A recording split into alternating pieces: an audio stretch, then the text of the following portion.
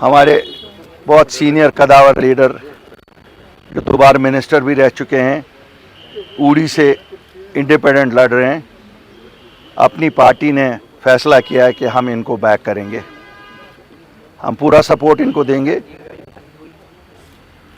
ये फैसला उड़ी के लोगों के मफाद को मद्देनज़र रख के किया गया है। इसमें कोई ज़ाती मफाद नहीं है, न ताज साहब का कोई ज़ाती मफाद है, न मेरा कोई ज़ाती मफाद है। हमें बड़ी खुशी है कि हम एक मंजे हुए कदावर लीडर को वहाँ अपना सपोर्ट एक्सटेंड कर रहे हैं और इंशाअल्लाह ये उड़ी की नुमाइंदगी आने वाली असेंबली में ज़रूर करेंगे। शुक्रिया। भाई साहब, आपकी क्या मजबूरी है? एक मिनट पहले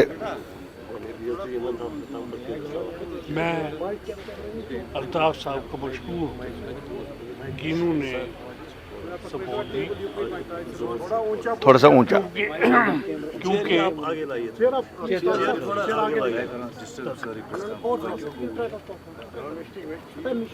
मैं अल्ताफ साहब का और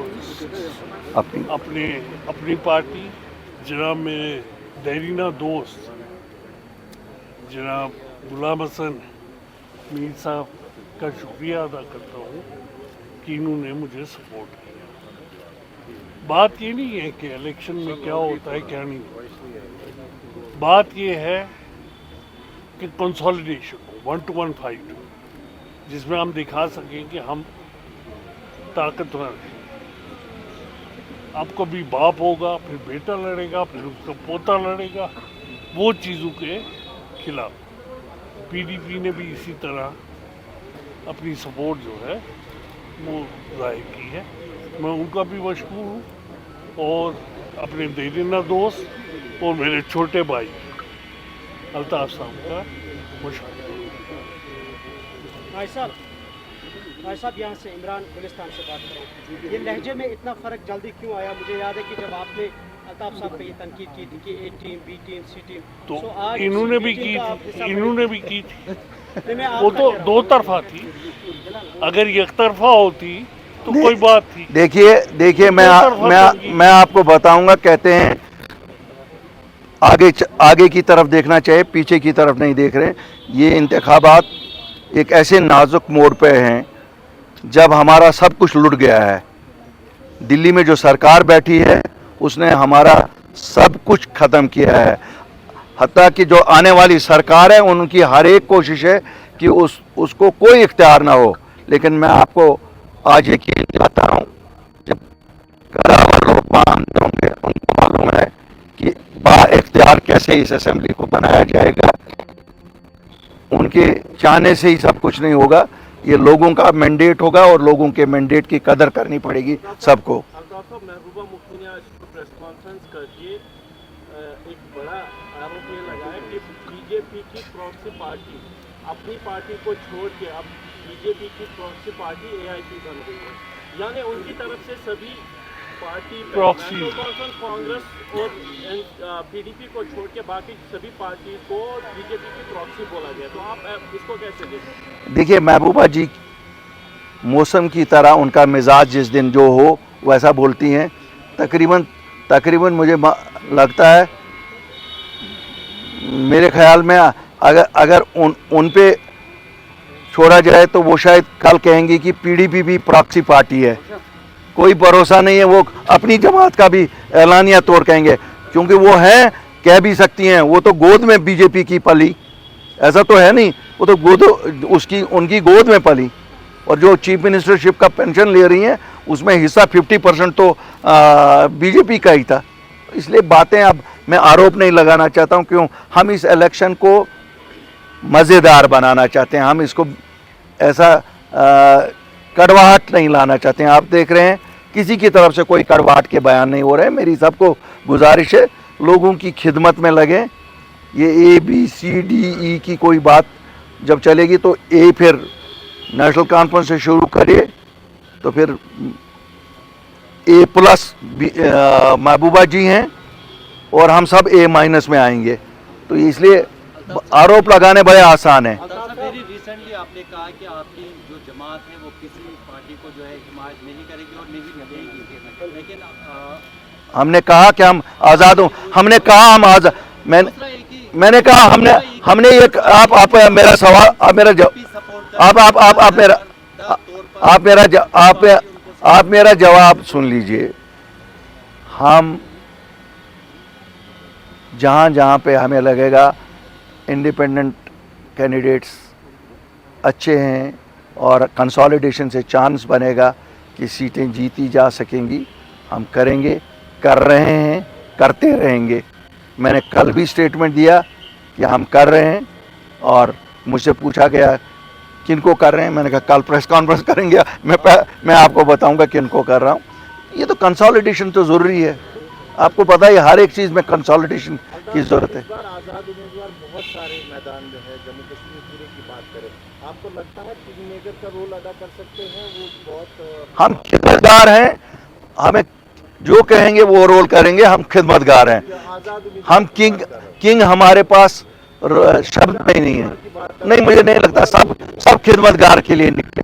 आज कोई किंगडम नहीं ढूंढ रहा, आज सब ढूंढ रहे हैं कि लोगों को अवामी हुकूमत मिले, कोई भी नहीं। Did you contact Rahul Gandhi after you left Not at all. Ghulam Nabi Azad sahab?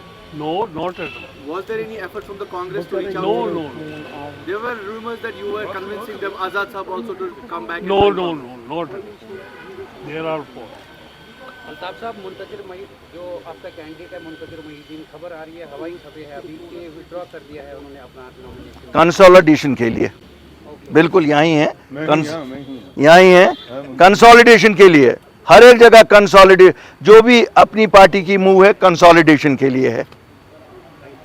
साहब मेरा एक सवाल है, क्योंकि काफ़ी जगह यहाँ पर अगर देखें कि कश्मीर में इस तरह की सिचुएशन बनी हुई है, एक को छोड़ दूसरी पार्टी ज्वाइन की जा रही है, जबकि जो पॉलिटिशियंस है they have lost their credibility, और उसमें आज के दौर में इतने पार्टीज और जो इंडिपेंडेंट कैंडिडेट्स हैं वो यहाँ पर जमा हो रहे हैं। क्या आपको लगता है कि ये असेंबली को हंग करने और यहाँ पर वोट शेयर के बारे में देखिए, मैं आपसे कहूँ, मैं इस पे कमेंट नहीं करूँगा, क्योंकि आप ऐसे कमेंट से सिर्फ तलखी पैदा करेंगे और कुछ नहीं होगा।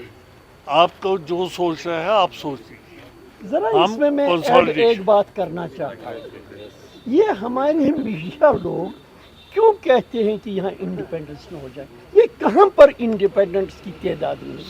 यहाँ हर एक चीज को शक की नजर से क्यों देखा जाता है? ये आदत क्या हमारी होगी? इंक्लूसिवनेस, पार्टिसिपेशन हर इलेक्शन की शान को बढ़ा देता है। Why we are not encouraging it?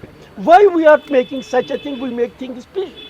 कोई शायद कुछ बात है, शायद कुछ बात, शक का माहौल आप लोग पैदा कर रहे हैं। वरना जितने लोग मैदान में आए, it is always encouraging and people should come, they should participate in the elections. वो ज़माना गया जब कुछ लोग मैनेज करते थे इलेक्शन, बाकियों को इलेक्शन में आने नहीं देते थे। अब ऐसा मौसम आया है, हर कोई अपने आप को इलेक्शन में पेश करना चाहता है, इससे किसी को तकलीफ नहीं होनी चाहिए। ताज साहब, कल आपने एक प्रेस कॉन्फ्रेंस दी थी पीडीपी के साथ ही इसी तरीके से, और पीडीपी ने भी अपना सपोर्ट एक्सटेंड किया था, और आज अपनी पार्टी, दोनों पार्टियां जो है इनका जो नजरिया है वो मुख्तलिफ है। देखिए, तो अगर कल को आप कामयाब होते हैं तो कौन सी पार्टी नहीं, मैं देखिए वो तब की बात तब करें, अभी फिलहाल हम जहाँ हैं वहाँ से बात करता हूँ।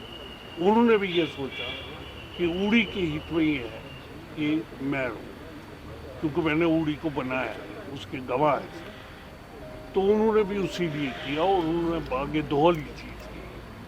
आज ये भी वही बात कर रहे हैं, ये कोई पॉलिटिक्स लंबी चौड़ी नहीं है, इसको मत खींचिए कहाँ ले जा रहे हैं, आप वहाँ नहीं जा रहे,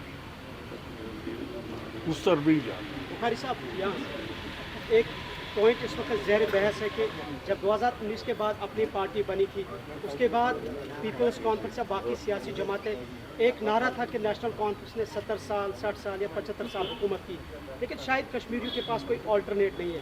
लेकिन जब रिसेंटली पार्लियामेंट के इलेक्शन हुए और 70 साल के बाद भी नेशनल कॉन्फ्रेंस ने कश्मीर में 2 सीटें हासिल की, और स्टिल हम देख रहे हैं कि जो नेशनल कॉन्फ्रेंस की मुखालिफ सियासी जमातें हैं वो अभी भी इकट्ठे नहीं हो पा रही है, उनके अंदर कोई यूनिटी नहीं है।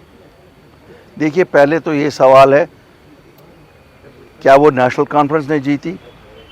फिर नेशनल कॉन्फ्रेंस के सदर ही जीत जाते। पहला तो ये सवाल है।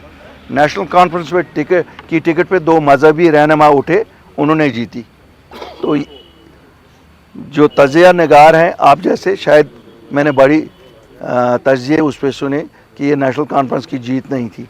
और आगे देखते हैं, इस इलेक्शन में देखते हैं, अगर नेशनल कॉन्फ्रेंस रिजल्ट से ही पता लगेगी कि कंसोलिडेशन किन की है। तो अल्ताफ साहब, आपको क्या लगता है कि इस इलेक्शन में क्या इंडिपेंडेंट्स एक थर्ड फोर्स, एक पोटेंट फोर्स बन के आएंगे किंग मेकर की सूरत में? नहीं, मुझे नहीं लगता है ऐसा कुछ जो लोग सोच रहे हैं। अच्छे लोग मिल जाएंगे और एक अच्छी सरकार दे देंगे।